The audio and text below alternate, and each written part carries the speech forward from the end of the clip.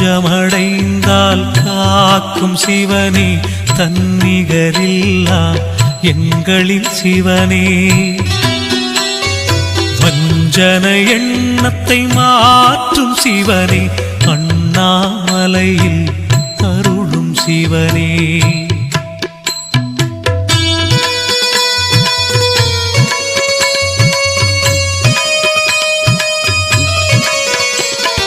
சஞ்சலம் நீக்கிடும் சங்கரன் சிவனே, சாந்த சொரூபன் சக்தியின் சிவனே. வந்தனம் சொல்லிட வரம் தரும் சிவனே, அண்ணாமலையில் அருளும் சிவனே.